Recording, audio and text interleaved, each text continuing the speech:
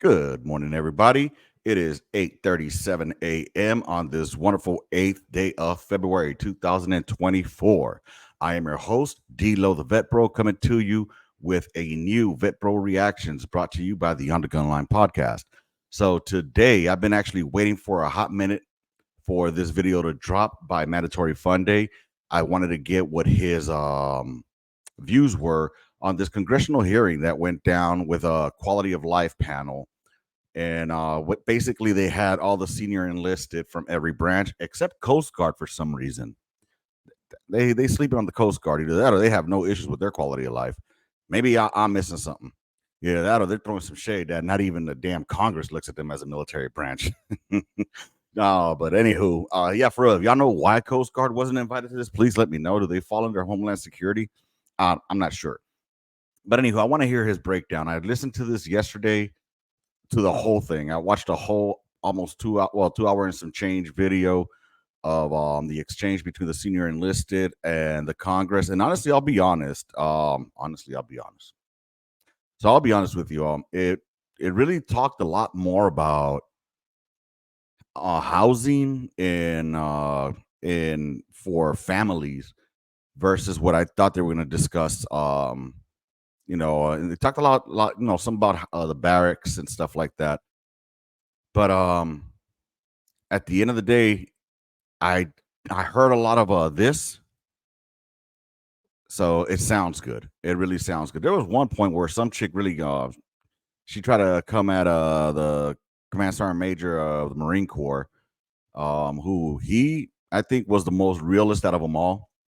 I dug what he was saying because they were talking about recruiting as well. You know how it's affecting the force, and I'll be for real with you, man. A lot of the recruiting, you know what? I'll be quiet.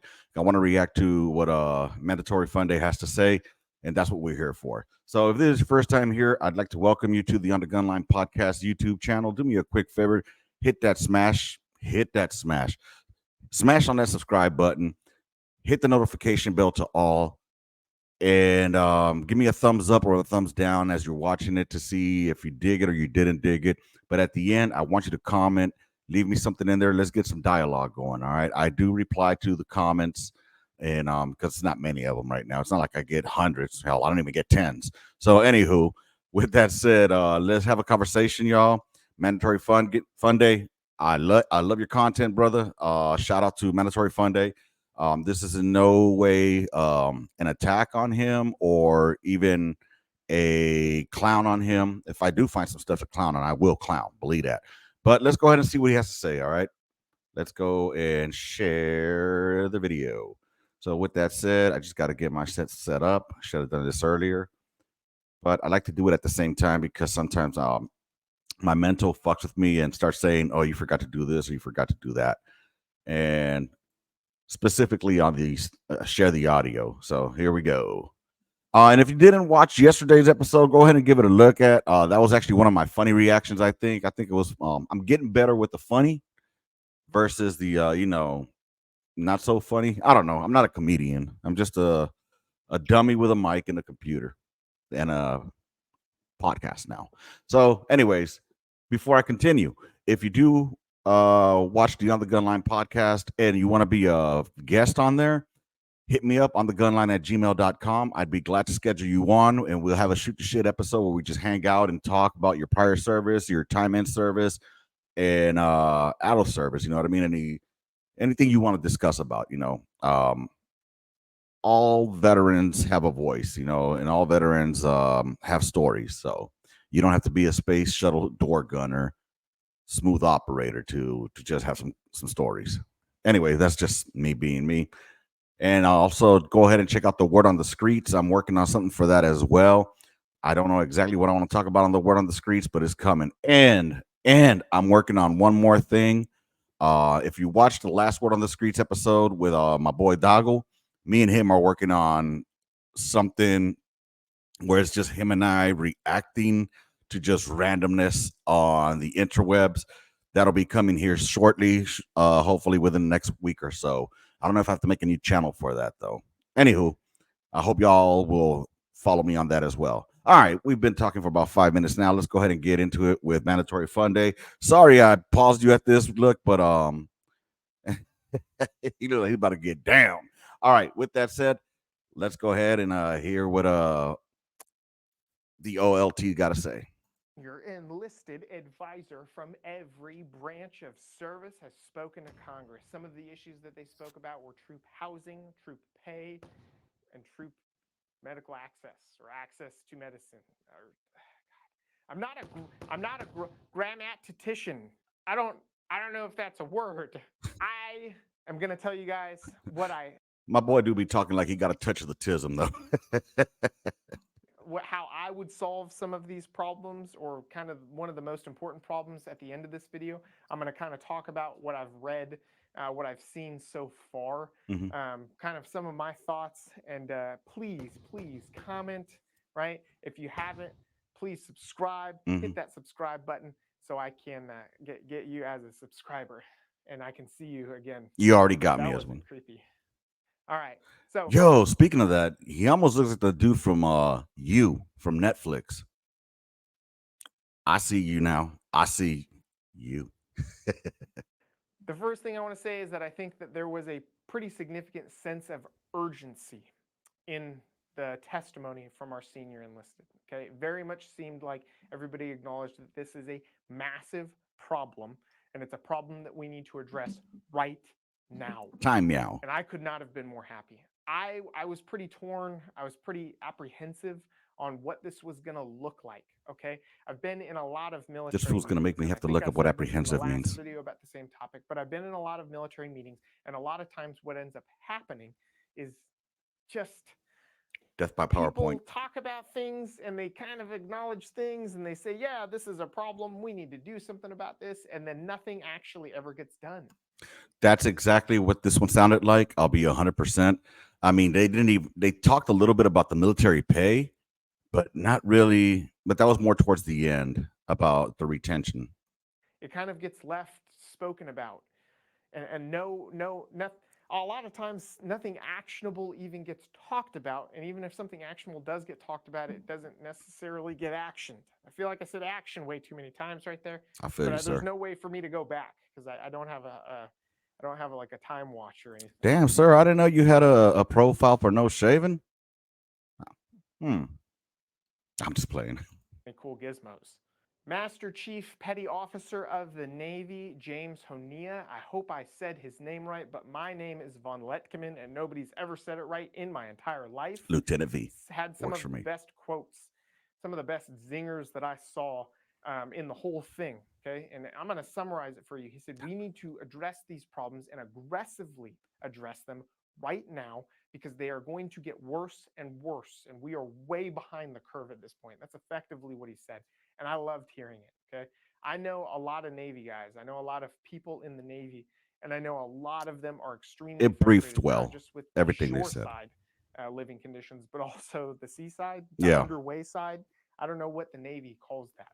What do you call your living conditions on the ship? Living conditions on the ship? That seems like it would be too easy for any branch Birthings, of I service to think. just call it that. It was pretty cool seeing Master Chief Petty Officer of the Navy not being petty. Hopefully, I don't lose subscribers, followers over that. This fool. He's so dry with the humor, man. It's kind of funny. I just noticed he was in Korea. Right on. Or maybe he was in what's that one place? Fort Lewis. Hell yeah. Fight tonight, baby. That very poor joke.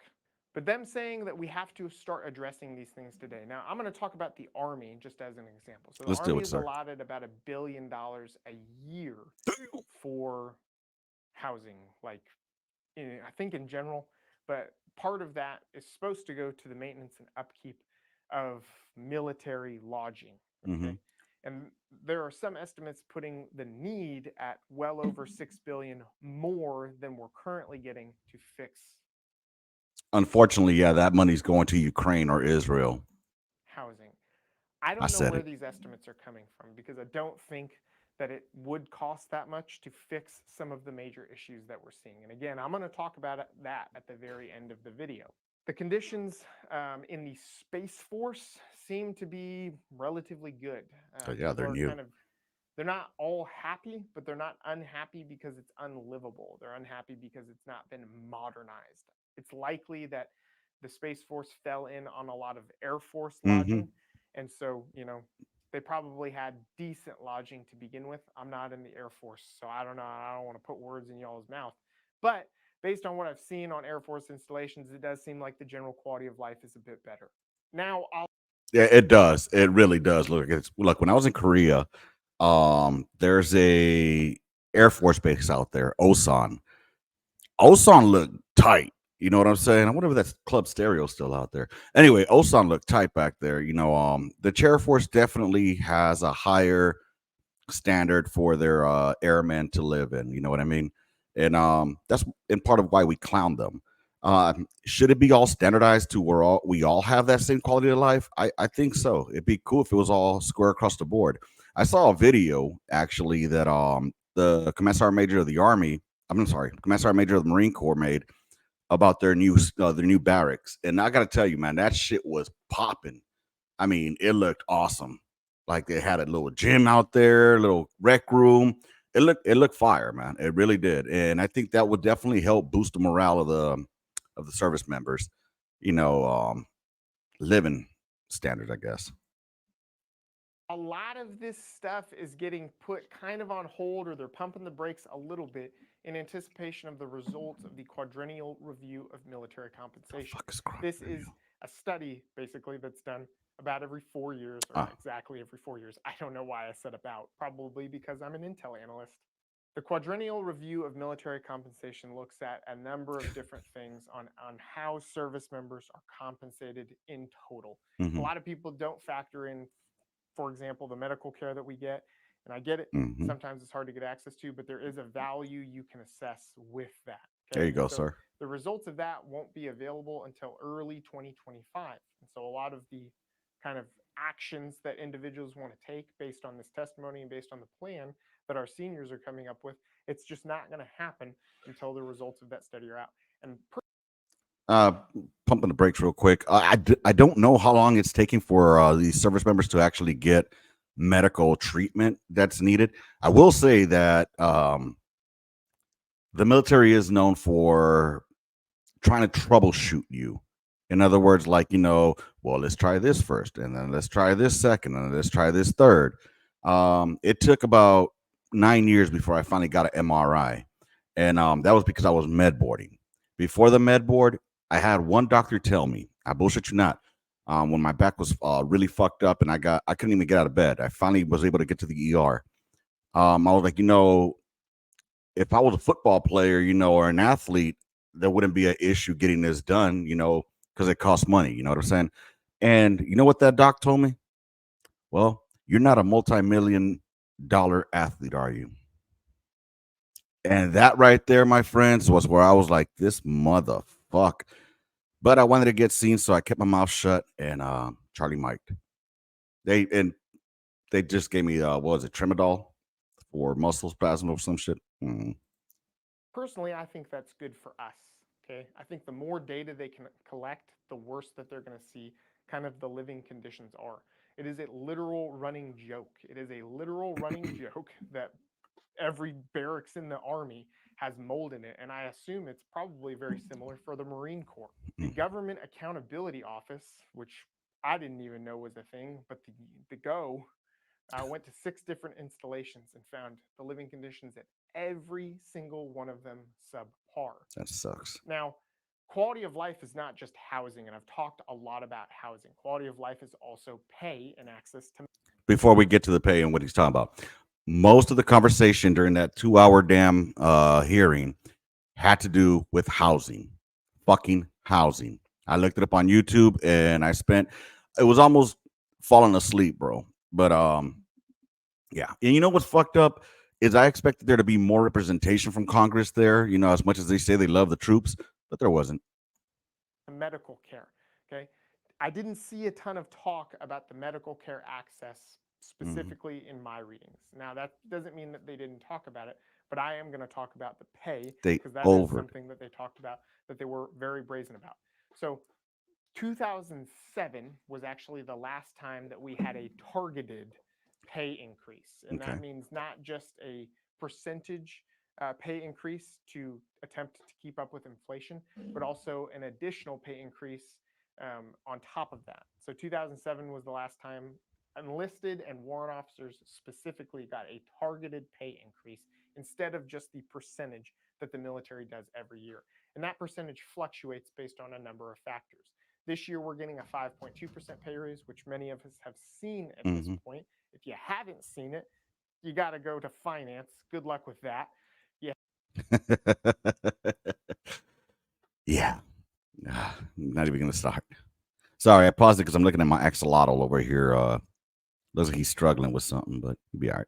You have to go to finance and get that sorted out because you should have seen a 5.2% pay increase. And it's great. It's phenomenal. I'm happy that everybody's getting more money, but it's still not enough to keep up with the like 11% inflation.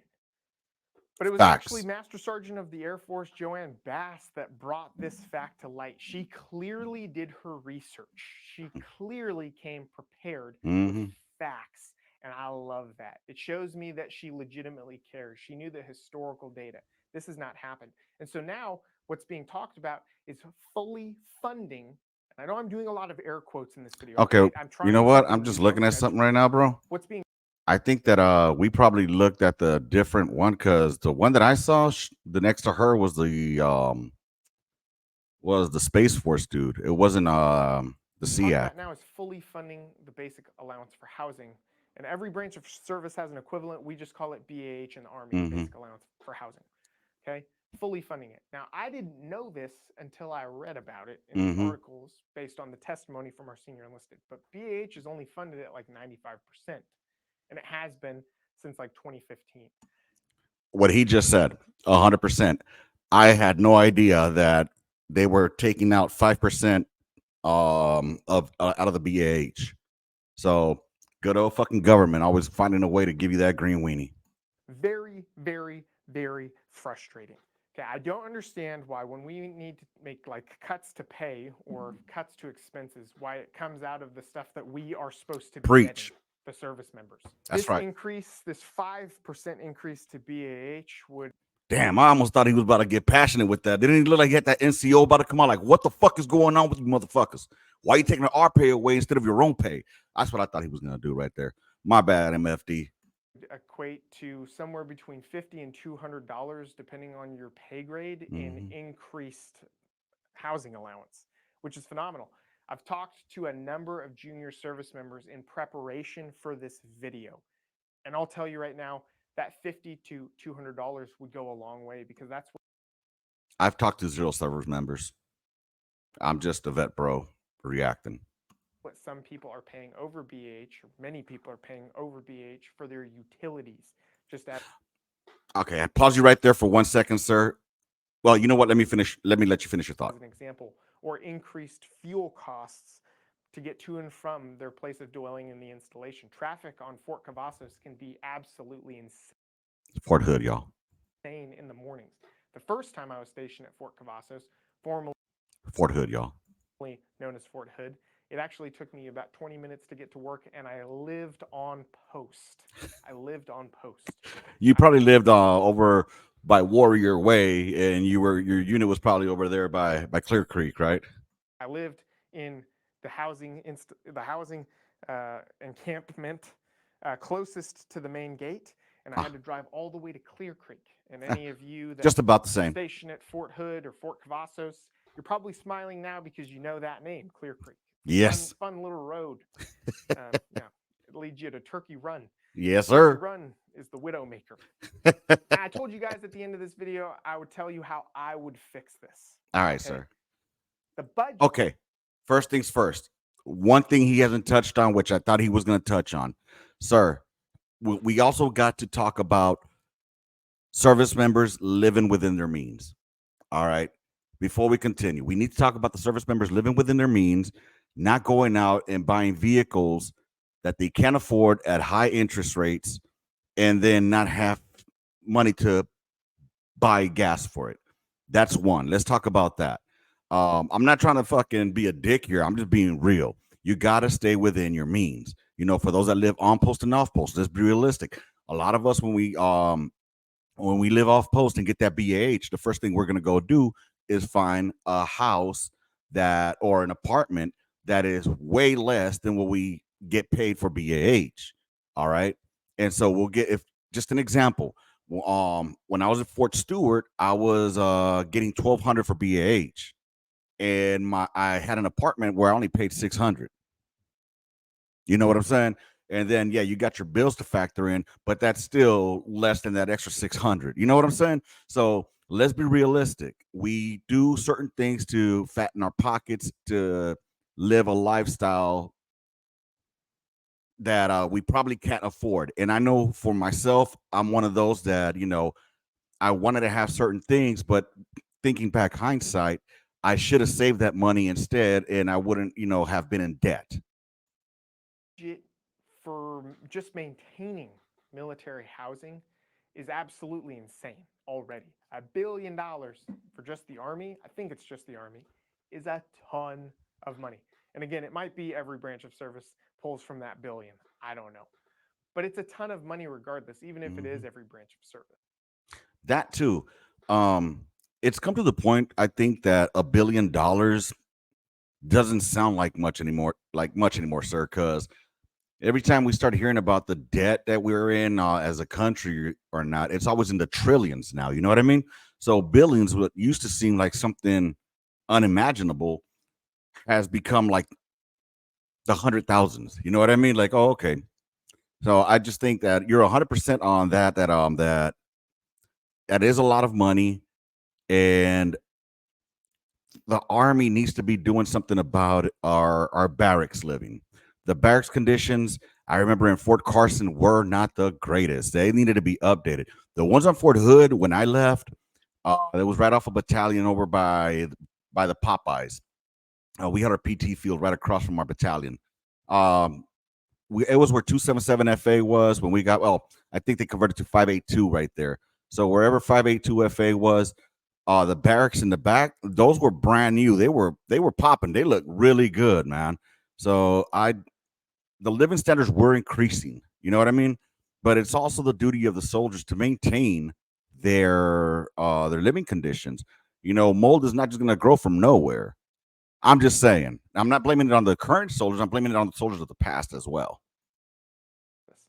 I'm not sure how that money is getting funneled to the services that actually do upkeep on the installations. But one of the very first things I would do is I would work out a contract with local hotels. I would take all the service members in a barracks and I would put them in a hotel. And then the very first thing I would do is fumigate for mold every single barracks. And again, I'm not an exterminator. I'm not the guy that does these things, but it seems like mold could be fixed with that. And I don't even think it would take very long, right? But with that though, the military being the military, will overpay a contractor to go get it done. And there's going to be somebody that's part of their good old boy club. And I'm just giving it to you from my point of view. I might be wrong, but they're going to go with the lowest bid, and it's going to be the lowest quality of work because they're going to go with the lowest bid. I would aggressively address the mold issue in every single barracks first, because that's literally making people sick. If the laundry room is not maybe completely up to snuff, people are able to do laundry somewhere else, but they can't sleep somewhere else, more than likely. Okay, they have to be physically in the barracks. And so the mold issue is the first thing that I would address. I don't know why BH was not funded at 100% before. I never would have stopped that in the first place, but I definitely think that needs to come back. BH should not be underfunded, especially given how crazy the inflation and rent is around some military installations. Facts, facts. Government, you guys are funding these two fucking places that we have no reason to be funding, instead of providing for our soldiers. We want them to be ready. We want them to be mission ready. We want them to be motivated, pumped up. And don't get it twisted. I know that a lot of the soldiers bring a lot of the issues to themselves as well, but you have to have to give them. Would you put yourself in those barracks and living conditions? You know what I'm saying? Let's do that. Let's fucking instead of trading spouses or trading spaces, well, let's trade spaces. Put some officers living in the B's. Let's see how they enjoy that. You know what I'm saying? Let's see if they don't come up with improvements there. And I get it, rank has its privileges, but goddamn it, when it comes to living standards, there should be at least a fucking baseline that you go up from. I would aggressively go after the landlords and renters surrounding military installations and figure out why they are absolutely scalping our service members when you can literally look online and find out how much they make in BAH. Mm-hmm. I would definitely very aggressive. Well, because sir, that's what happened to me at Fort Carson. When I got to Fort Carson, I figured, you know what, I'm gonna do the same thing I did here in Fort Stewart, which is, find some place that is gonna be beneficial to me, and my family, and also in a good area. You know what I mean? And when I got to Carson, the BAH was not much more than it was at Fort Stewart, and not only that, the housing there cost about the same. If you wanted to live in a decent quality living condition, your BAH was all going to what it was for, your basic allowance for housing. So again, I don't know how it is now, but that's how it was when I got there, and that was back in 2011. That's why I ended up just moving on post. I ended up just living on post, and the housing on post wasn't that bad. I mean, it was townhousing. I lived in Kiowa. For those that are familiar with Fort Carson, I lived in the Kiowa neighborhood, literally right behind the freaking probably the 12th hole at the golf course. So right across the street from Evans, the hospital. You know what I mean? So it wasn't bad living conditions there at all. We didn't have a problem. I mean, our backyard could have been better, but that's about it. You know what I mean? It for what it was good. Go after that. How I would fix access to medical is you have to have more providers. Mm-hmm. There are not enough providers for the people that are currently in. You need more providers. I don't know how that gets worked, but that to me is really the only solution to access to medical care, is to give us access to more medical people. Right. That's it. That's the solution to the problem. That's what we're looking for. And I think that would very quickly, it would take time, right? Because it takes years for people to get through any kind of medical course, but we could push it. I mean, we could help bring people in, entice people with various incentives, whatever. I truly am pleasantly surprised at the results of this. I'm pleasantly surprised with what I've read. I'm pleasantly surprised with the sense of urgency I feel in what I read. I hope at some point I can watch some kind of video on this kind of stuff. I really hope that becomes available to the public. But again, I think this is definitely a step in the right direction.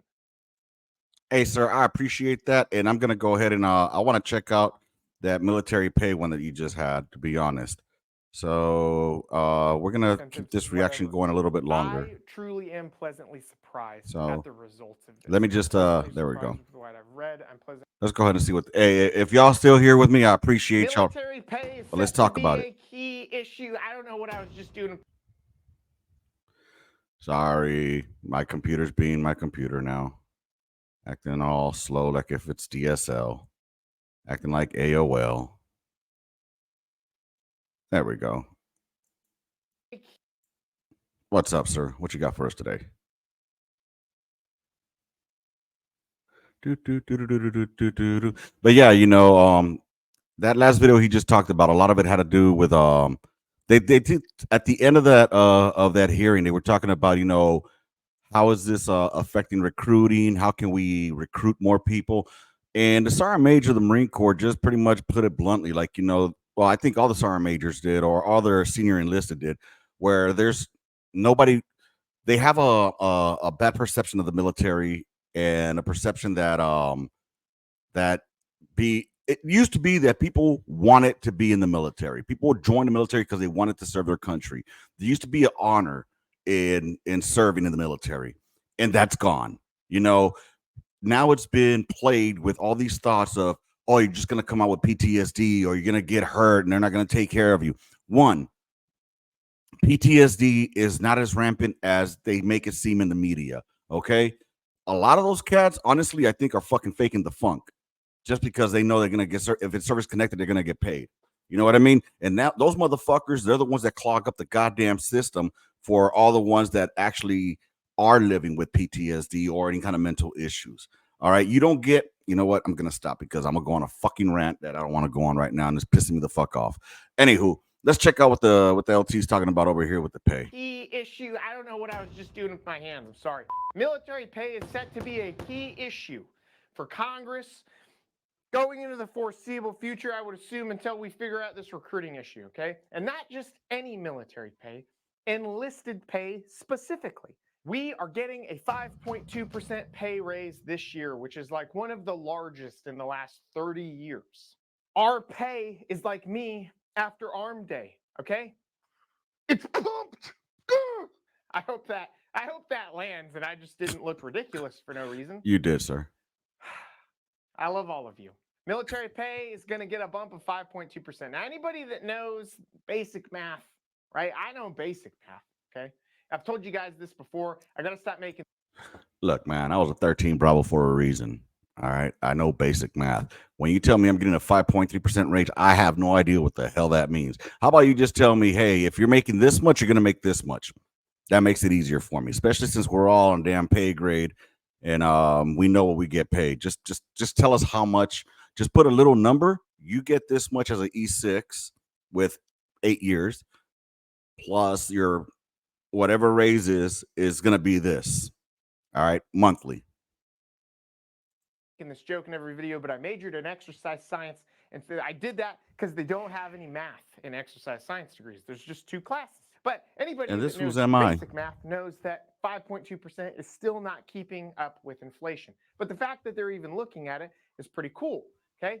In the readings that I've done, in the articles that I've looked at, they're even talking about basically creating some form of COLA, or a cost of living allowance, to offset the deficit that service members are seeing depending on where they live. Okay. So BAH, or the basic allowance for housing that you see in the Army, and every service has an equivalent, right? You get money specific to the zip code for housing. Mm-hmm. Okay. Depending on where you live, it's more or less. In California, there are places that reach almost $5,000. And then in a lot of other places, it's somewhere between $1,500 and $2,000. Okay. I tell you, I bet you those motherfucking recruiters be balling. But your pay always stays the same. Your pay never changes, no matter where you live, unless you accrue time in service. You get a pay rate once every year for the first 4 years, and then every 2 years after that. Time of service, time in grade. Or you make more rank. You get promoted. Okay, that's when your pay goes up. So to hear that our government is focused on pay, knows that it's an issue, and wants to start giving us a bump is pretty encouraging to hear. And the fact that they are looking at enlisted pay specifically makes me really happy. I was enlisted. I'm glad that the LT actually believes half of the shit that they say. But one thing we always said was, man, that shit briefs really, really well. It briefs well. That's about it. Where they fucked up was starting with the retirement. You know, changing that shit to a 401k type deal. Fuck that. Enlisted service member for nearly 10 years. And I'm telling you, I didn't always make the best decisions financially when I was very young. I just talked about that. There wasn't that much money to go around. I just talked about that. Motherfuckers waste money stupidly. If anything, they should be a financial advisor within the fucking battalion. Okay, if we were living off of my pay alone back in 2012, we would pay all our bills, we'd buy the groceries, we'd fill up the gas tank in the car, and then there would be $17 left. And we would take ourselves, my wife and I, and have a nice little McDonald's date off of the dollar menu. And then we'd buy movie tickets for like $3 a piece, because that's how much they were back then. Times have changed. But yeah, so basically what's happening, Congress is taking a look at pay, more than likely to help kind of alleviate the recruiting crisis that we're seeing. It's not a mystery. It's not a shock to anybody. It's on every major news channel that service members complain about pay.